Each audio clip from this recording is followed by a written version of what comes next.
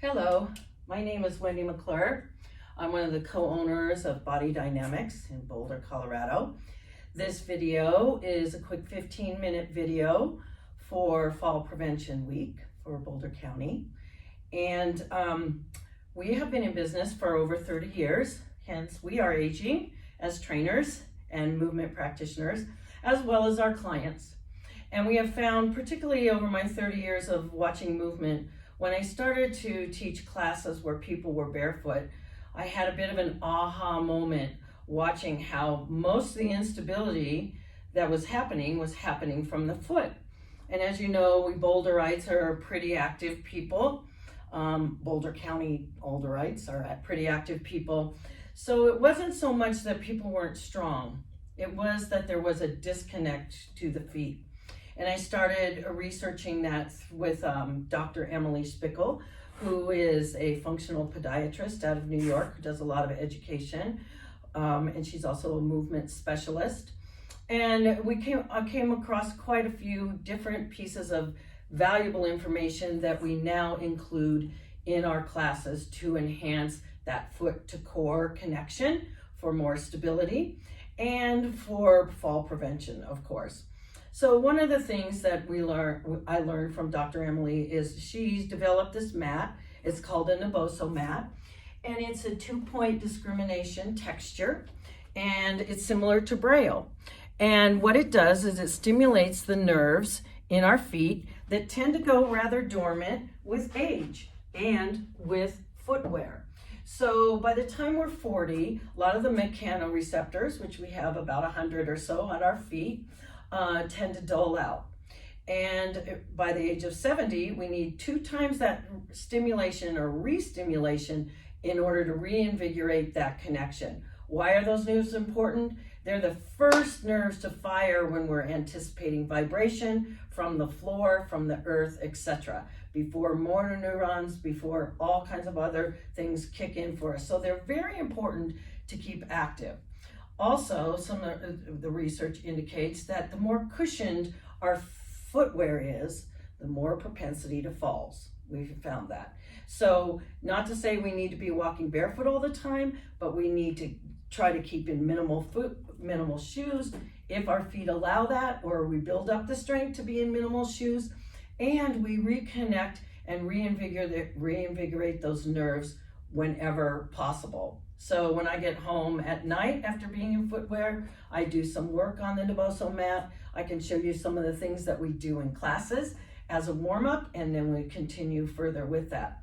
So one thing that is recommended beyond the mat, and this is a foot diagram of some trigger points from the MELT method, which we use as well.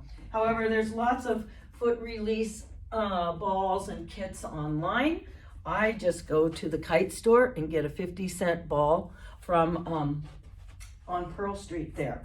So anyway, just starting with releasing the feet a little bit, and this could be, if you don't want to invest in a Naboso mat, this could be a simple 50-cent little item that you have by your door, just to release your feet in a few points, and we'll do just a few quick ones. We have a pretty thorough release that we do in classes in private sessions, but we'll go to the base of the ball of the foot.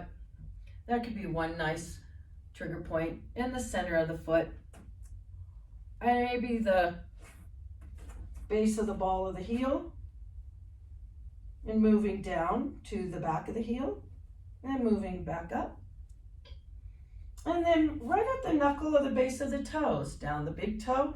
When we're doing some trigger point, it's a 7 out of 10. It's not a 10 out of 10. So we don't want to go into a guarding situation where it feels painful. We just want a nice release. And then we might do a little scribbling. So if you have no other time but to just scribble, that can be of benefit too, is just rolling the ball underneath your feet. So that could be step 1, is just some trigger release to the foot. The second part is finding proper foot placement. Some of us have some pretty stiff feet. Usually we've got a high arch that goes along with that. So a rigid foot maybe needs a little bit more flexibility. and a more hypermobile or a loose ligamentous kind of foot, or one that falls in a bit and you'll see knees knocking, etc., is a very unstable platform foot. It needs a bit more strengthening. So depending on the foot, we address all of that in class with these exercises as far as mobility and stability. But first and foremost, we want to find a nice foot position. And for most of us, I find in aging feet, we are not using our toes. They are standing up, they are curling in, they are curling under, they're doing all kinds of things. So the toe pressure is a key part to this foot position. So I'm going to give you a side profile of that, but I maybe have you stand in a stagger stance. This is a kind of mimics gait or walking situation.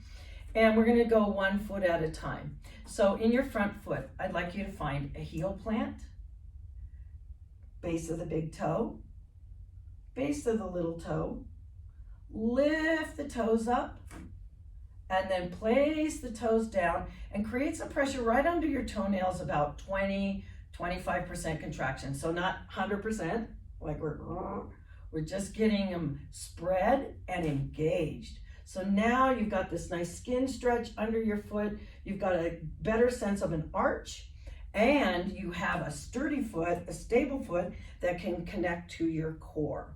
So the pelvic floor core, I won't go into a lot of detail, but we have an anterior part of the pelvic floor and a posterior part. It's a little bit of hold your pee, a little bit of elevate that erecta ani, or just a slight hold of the poo. I won't go into it further than that, but it's a press down through the foot and up, up, up through the pelvic floor. Lift your toes up on that front foot and notice that you have a little less stability, and then press the toes back down and find that pelvic floor core. You'll also find for many of us that we're really engaging inner thigh a little bit better. So take your back foot and get your tripod or short foot. You can look this up online. You can find short foot. Heel, base of the big toe, base of the little toe. Excuse me, spread the toes and place them down. Now we're in a stagger stance.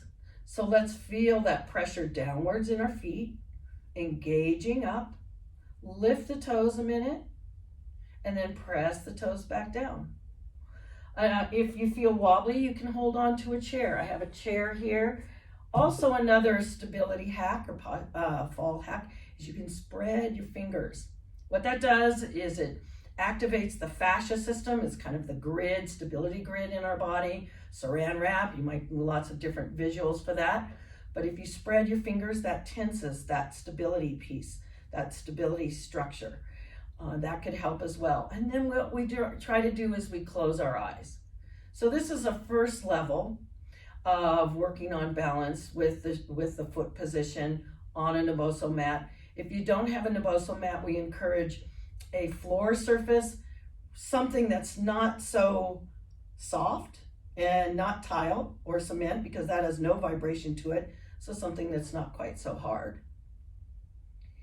Next level would be to work on a single leg balance stance. I'm going to give you a side profile here. My right foot is forward. I find my tripod foot, heel, base of the big toe, base of the little toe, spread the toes, press them down, shift forward. Now we want a slight bend in the knee. 15-degree flexion in the knee is what we need when we're walking, but also we've got our foot in a fairly locked position, so it's not so great on the knee to have it perfectly straight. So slight bend in the knee, and then we can hold on. That gives you some stimulus. You got 1,300 nerves in your hands, fingers, so that helps engage the nervous system if you're touching something or you're spreading your fingers. And then we can practice a little bit further with our balance by looking to the right, coming back to center, looking to the left, coming back to center. Another challenge that's very applicable to fall prevention is to look to the left without moving your head, back to center, look to the right, and back to center.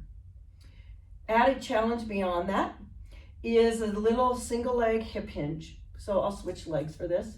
Finding my foot plant,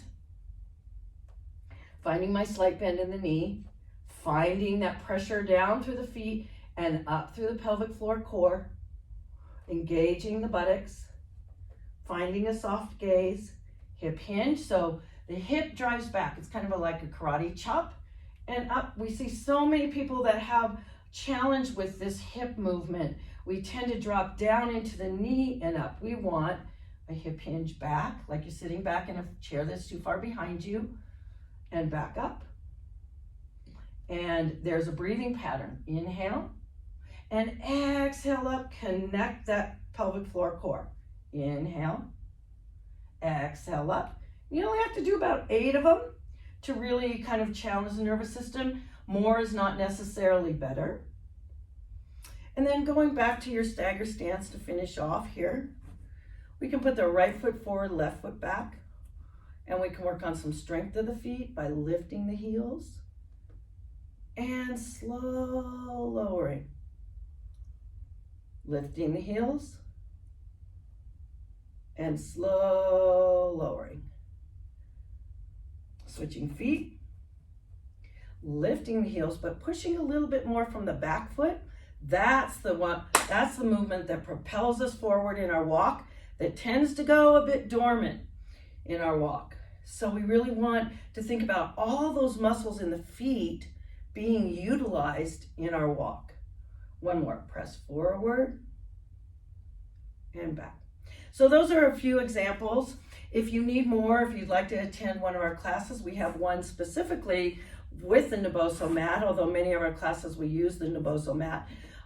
It's called Foot to Core, Strength and Balance, brand new class. And that's Wednesday at 10:30 in the morning. Or you can just reach out to us through our website, www.bodydynamics.net, or call us at 303-440-5776.